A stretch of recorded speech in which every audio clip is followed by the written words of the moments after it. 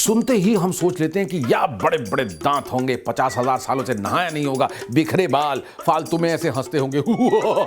उन्होंने वो किया जो शत्रुघ्न ने किया। विष्णु से थी उनकी इतनी नफरत कि वो अपने ही बेटे को कई बार मार मिटाने की नाकामयाब कोशिशें करते रहे। पर पांडवों के वनवास के बाद वो जो रिश्ते टाइप टीवी सीरियल्स नहीं होते, वत्सला का रिश्ता तोड़ दिया गया। यार हम भी ना कलर वाले चश्मों से दुनिया को देखते हैं और फिर जज भी कर लेते हैं। टाइम पास करने वाली बात हो गई है ना।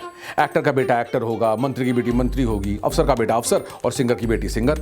होना तो ऐसा नहीं चाहिए, पर फिर भी हम ऐसा मान लेते हैं। जैसे असुर, दानव, राक्षस, सुनते ही हम सोच लेते हैं कि या बड़े बड़े दांत होंगे, 50,000 सालों से नहाया नहीं होगा, बिखरे बाल, फालतू में ऐसे हंसते होंगे।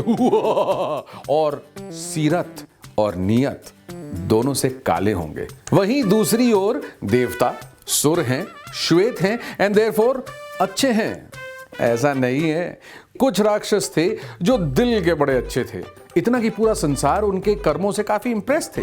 कौन है वो राक्षस? ऐसा क्या किया था उन्होंने? अच्छी राक्षसों की कहानियां लेकर आया हूं मैं, आपका कथाकार देव, और ये है कथाकार देव के साथ सिर्फ अनकट पर।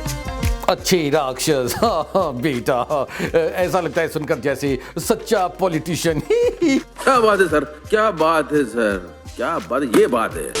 अच्छे राक्षसों के हॉल ऑफ फेम में कौन कौन है मैं बताता हूं। जैसे मंदोदरी, ये थी बीवी नंबर 1 ऑफ लंकापति रावण। मंदोदरी अप्सरा हेमा और मयासुर की बेटी थीं। उनके बारे में बड़ा कम कहा जाता है, पर असल में रामायण की गाथा में एक वही होती हैं जो सीता के अपहरण के खिलाफ थीं। उन्होंने कई बार रावण को बताया और अपने बिहेवियर से जताया भी, बार बार रावण को वार्न किया कि उनकी प्राण हानि हो सकती है। इनफैक्ट सीता हरण के बाद कहा जाता है कि रावण और उनके वैवाहिक जीवन में काफी गहरा दरार पड़ गया था। फिर आते हैं विभीषण, रावण के कनिष्ठ भ्राता यानी कि लिटिल ब्रदर। उन्होंने वो किया जो शत्रुघ्न ने किया। शत्रुघ्न सिन्हा ने दल बदल लिया, रावण कैंप छोड़कर राम के कैंप को ज्वाइन कर लिया। इसी वॉकओवर के लिए विभीषण को आज तक स्लैम किया जाता है एज घर का भेदी। अच्छा, विष्णु भक्त प्रहलाद तो याद होगा ना। यहां से 50-50 कोस दूर जब उनके पप्पा हिरण्यकशिपु का नाम सुनते थे तो सब डर के मारे सहम जाते थे।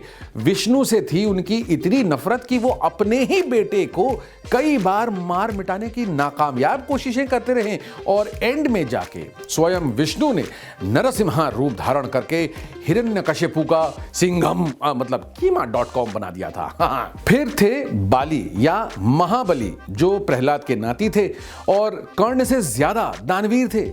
विष्णु के अवतार वामन को तीनों लोक देने के बाद उन्होंने अपना सर प्रेजेंट कर दिया था। माना यह जाता है कि हर साल ओणम के टाइम वो वापस आते हैं अपने राज्य में सुख और समृद्धि और फसलों को चेक करने के लिए। पर कथाकार के हॉल ऑफ फेम में स्पेशल मेंशन होगा इस फ्रेंडी राक्षस का, जिनका नाम है घटोत्कच। कुंती पुत्र महाबली भीम की संतान घटोत्कच की मम्मी राक्षसी थी हिडिंबा। कृष्ण और बलराम उनके अंकल्स थे। हिडिंबा के नहीं, घटोत्कच के। घटोत्कच का बहुत बड़ा एहसान था सर्वश्रेष्ठ धनुधर अर्जुन और अर्जुन पुत्र अभिमन्यु पर। कैसे? तो सुनो। घटोत्कच ने कुरुक्षेत्र के युद्ध में भौकाल मचा दिया था, इतना कि कर्ण को विवश होकर शक्ति का प्रयोग करना पड़ा था जो उन्होंने अर्जुन के लिए बचा के रखा था। But Ghatotkacha took the blow और वीरगति को प्राप्त हो गए। पर कुरुक्षेत्र के युद्ध के पहले घटोत्कच के कजिन अभिमन्यु की शादी में उन्होंने काफी हेल्प किया था। ये एक दंत कथा है, यानी कि ओरिजिनल महाभारत के कथा में नहीं है, पर आगे चल के ये तेलुगु कथा जो है वो जुड़ जाता है। बलराम पुत्री वत्सला की शादी का रिश्ता पहले अभिमन्यु से हुआ था, पर पांडवों के वनवास के बाद वो जो रिश्ते टाइप टीवी सीरियल्स नहीं होते, वत्सला का रिश्ता तोड़ दिया गया और दुर्योधन के पुत्र लक्ष्मण के साथ कर दिया गया। पर वत्सला का मन अभी भी अभिमन्यु पर स्थित था।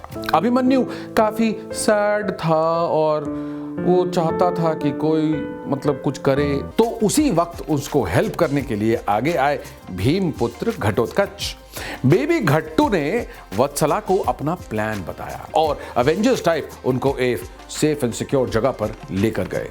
फिर घटोत्कच ने रूप धरा वत्सला का और शादी के मंडप में एक्सचेंज होकर खुद बैठ गए। दुर्योधन अपने परिजनों के साथ फुल प्रस्तुत थे। बलराम भी अपने परिवार वालों के साथ पुत्री वत्सला का कन्यादान करने पहुंचे हुए थे।